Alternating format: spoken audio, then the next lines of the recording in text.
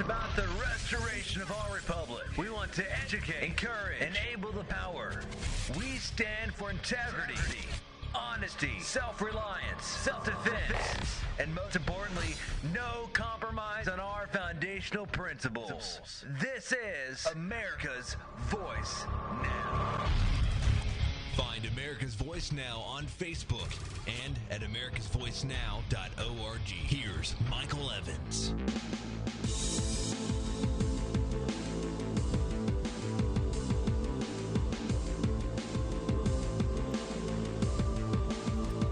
Good morning, America.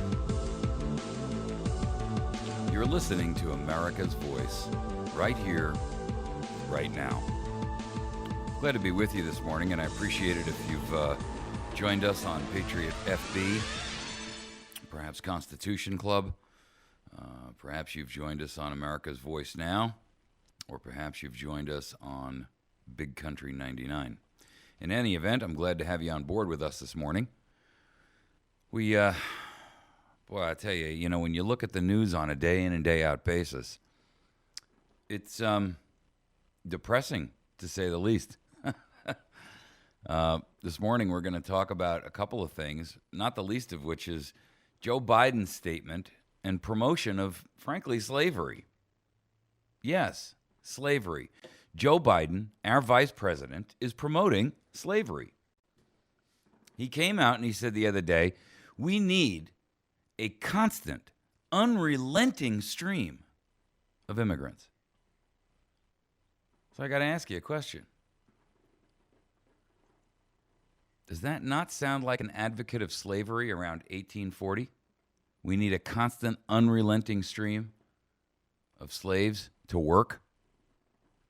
The statement was made to the National Association of Manufacturers, who, of course, are the buyers of the auctioned goods. That would be the immigrants themselves. See, if you don't see this immigration issue in its truest light and for what it actually is, then you've blinded yourself with either emotion or with self-delusion and self-treason. And I say self-treason because self-delusion is exactly that. You're going against what you know to be right for an ideological or a political stance or whatever it is. Just think about it for a minute. Does this statement that Joe Biden made, I'm going to give it to you again, the U.S. needs a constant, unrelenting stream of immigrants. For what, Joe? Does this not sound just like a statement that would have been made by any Democrat pre-Civil War? What do you mean, Democrat? Oh, have you forgotten that the Democrats themselves, they were the actual proponents of slavery? You didn't remember that? Oh, I get it. Maybe your teacher kept that little tidbit from you in the history books. Maybe you ignored that little tidbit of fact because it conflicted with your ideology. Maybe your education prohibited your wetware from gaining that little piece of memory. The only difference between then and now is that it's not only Democrats that are proponents and adherents and advocates of slavery, it's both parties. Democrats and Republicans. Democrats enslaving the American people and any immigrant they can get their hands on, forcing them essentially to become dependent upon government. And the Republicans on the side of the House are just as bad as the Democrats because their goal is to actually have you enslaved as well, to debt, to the bankers, and to them. And how are they going to ensure that you remain a slave? Oh, it's really easy. All you got to do is go pull up the database on Joe Citizen, Cindy Citizen, pull it up. The NSA can give you whatever you want. FBI records, IRS records, health records, mental health records. How much did you earn? Where do you travel? Where do you go? What do you like? What do you watch on TV? What do you buy? What have you looked at on the internet? Who do you communicate with? Who is your circle of friends? I'm going to say it again. If you don't see this immigration and what's happening in our nation at not an accelerated pace, at light speed, and if you do not see those items in their true light as top-down totalitarianism, well then, you've blinded yourself with emotion or self-treason for ideological reasons. There is no other alternative, ladies and gentlemen. None whatsoever. I didn't even get to our second topic yet.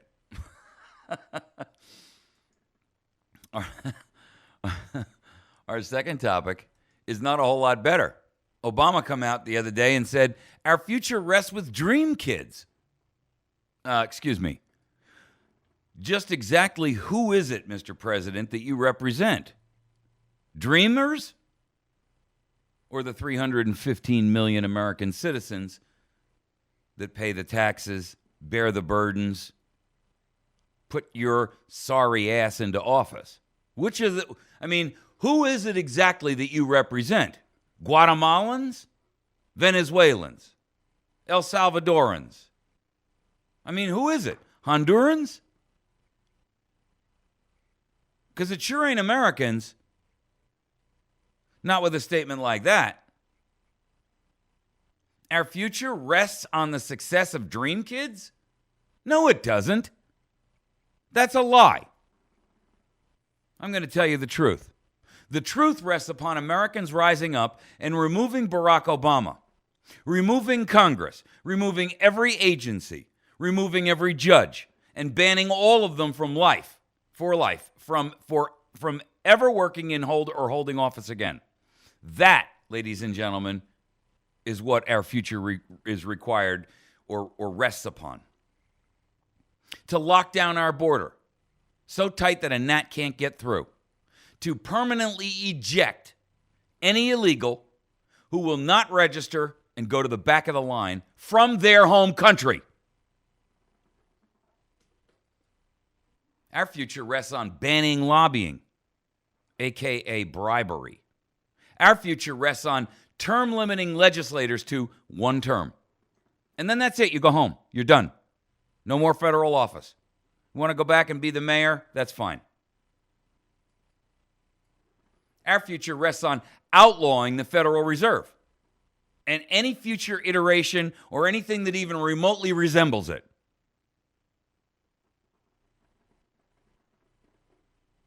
That, ladies and gentlemen, is truth. And everything else that you hear is propaganda and mind control, fed to you by your dire enemies. You're too harsh, people say. No, I'm a realist. And you're living in some kind of utopian fantasy. Our third topic. The Iraqi Caliphate exposes for the world to see the keystone cops of the New World Order. These bumbling fools are successful in spite of themselves only because of their power, their weight, and their willingness to be ruthless. Our fourth topic. The release of the Taliban 5. Folks, the release of the Taliban 5 is an act of treason. It was an act of treason on the part of Barack Obama. It was an act of treason by the Pentagon. It was an act of treason by the Joint Chiefs. It was an act of treason by Eric Holder. An act of treason by the Department of Justice. An act of treason by Charles Hagel. His name is not Chuck. I don't want that kind of familiarity with a traitor. An act of treason by Charles Hagel. An act of treason by the Department of Defense. An act of treason by the Pentagon. An act of treason by Jay Johnson. An act of treason by the Department of Homeland Security that he runs. An act of treason by John Kerry. An act of treason by the State Department. An act of treason by the entire executive White House staff. this was a criminal conspiracy, an act of aiding and abetting a known terrorist organization, providing material assistance, a violation of the oaths of every person named above, and all of the agencies and departments named above as well. Every person named in that organization, that conspiratorial group, should be charged with treason, and every agency disbanded. That would create chaos, you say. Folks, you can't get any more chaotic than we got now. We got illegals pouring over the border at an unprecedented rate. We've got veterans who waited years, dying because they can't get medical help. And they're barred from getting any other kind of medical treatment. I mean, they're obligated to go to the VA for the self-same thing that's killing them. We've got an IRS that's being used as a weapon of mass destruction, not a cruise missile, a nuclear detonation against the enemies of this president and this ideological group. We've got environmentalists running the EPA, which is going to change forever the nature of water, which is the new oil, and the EPA will be running our energy policy. They already are. You have a Department of Justice that operates like some kind of a private gangster system of justice. They're the enforcers, if you will. You've got a Congress that is acting in open betrayal of their oath of office. Both parties. Neither is free of guilt here. You've got a justice system that is so corrupt they play right into the hands and play right along with the rule book that they've been given. You owe your allegiance to us, not to the public, not to the Constitution, not to the nation at large. And they agree and create precedent out of every treasonous act, coming up with the most inane justifications and rationale for it. You've got a State Department that is in such disarray, these guys can't tie their shoes without written instructions, much less prosecute a war or negotiate on the behalf of a nation which they hate, absolutely despise.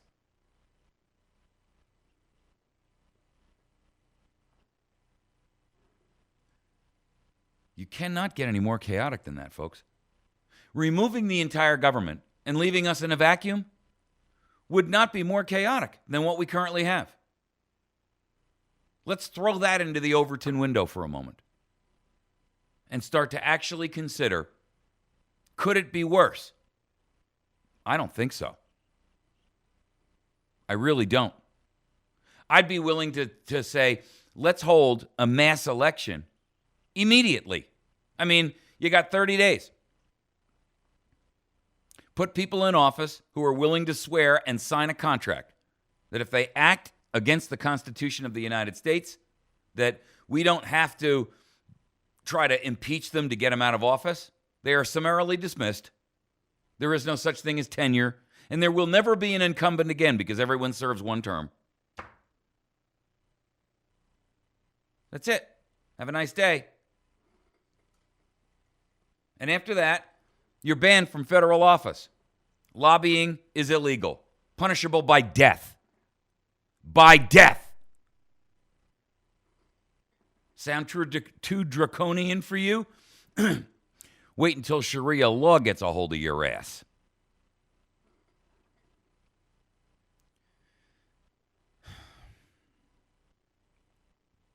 What just happened in our nation was an act of treason. And nothing, no chaotic scenario by a shuffling of the deck chairs on the Titanic can make our situation any worse. That's the truth. Let's get to our first topic. Biden came out yesterday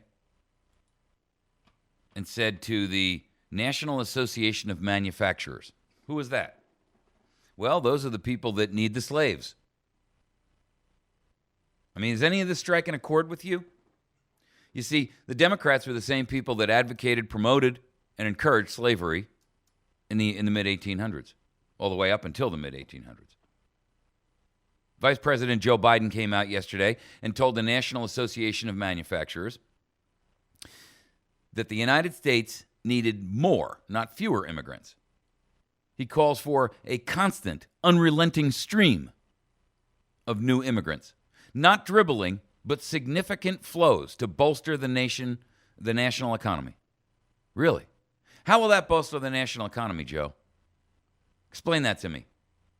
What? Manufacturing jobs that don't exist? Why? Because you and your ilk gave them all away for the last 3 or 5 decades. You've been giving them away in the millions to foreign nations. We don't manufacture spit in the United States. How is a constant, unrelenting stream, a significant flow of immigrants going to bolster our national economy? They're going to be taxpayers, you say. Yes, but they're going to be taxpayers to the same jobs at a lower rate and wage than the people that you're ousting, who are still going to be here, unable to pay taxes, and still needing service that will cost the rest of the taxpayers. So explain that to me, Joe, because the math just don't work. So you're going to unemploy the remainder of America to employ a group of people who, first of all, have no part in business here, and secondly, we've got to support, and thirdly, are going to pay less taxes than those people you're ousting out of the jobs. All what? So that you and your party can get reelected again? You pathetic piece of... It's not finished, folks. It gets worse. We need it badly. From a purely economic point of view, the final thing we need to do together is pass immigration reform. We need it badly. Let me just quantify what you're saying here. You are advocating indentured servitude, Joe Biden, and you're advocating slavery. You're advocating slavery that is no different than the slavery that was incorporated into the United States from its earliest days up until 1865. Those of you who are black and listening to this better listen up good, because what they're encouraging right now is the same exact thing that they encouraged throughout all of 1800, right up until the Civil War. The Democrats were the ones who encouraged that. That wasn't Republicans. Now, don't misunderstand me, because I have no respect for them. They are the same thing. They just approach your enslavement, black, white, brown, gay, straight, female, male, something in between. Look, the truth is, they're all about your enslavement, either to debt or to absolute total dictatorial control, where you are a cowed sheep, or outright slavery, as Mr. Biden recommends. What is immigration really about here? Why are the transnationals, the multinationals, the large corporations calling for immigration? Because they can replace American workers at lower wages and then hold them hostage based on their green card. That's it. Nothing else. It's not complicated, people. Everyone wants to say, wait, there's got to be more to it. There's not. It's a base bottom line. How do we drive revenue? How do we keep more? And how do we ensure that we have the upper hand in the negotiation? It's really easy. You always have the upper hand in the negotiation when you have a gun to someone's head. It's called coercion.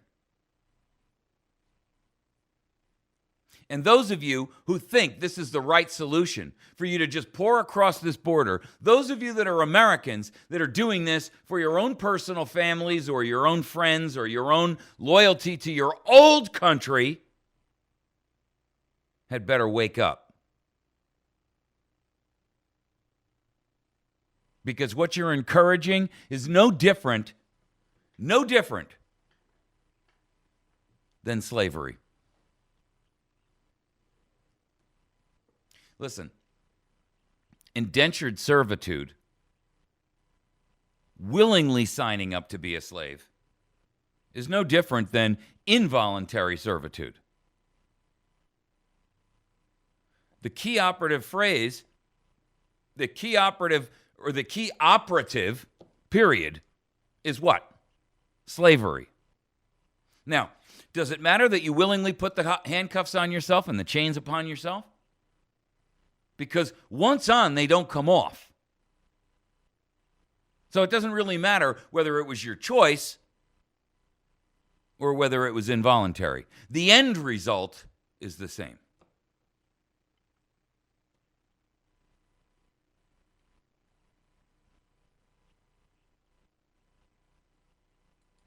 The end result is the same. Your enslavement. And your enslavement, whether to debt or threat, makes no difference. Your enslavement, whether under the level of coercion that says, you should fear us because we know so much about you, we can find something to make you pay. And if we have to twist the truth a little bit, well, hey, you know, you can't make omelets without breaking a few eggs.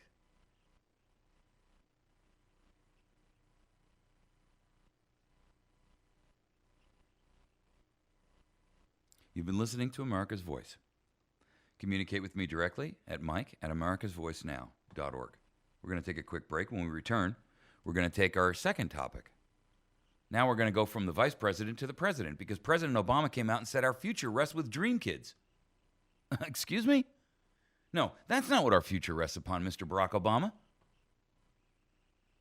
Our future doesn't rest upon foreigners invading our shores. Do you think the French said our future rests in Germany's invasion of our nation? Do you think the Polish said that? Think the Russians said that? You think the Lithuanians said that when the Russians came across their border? Think the Romanians said that?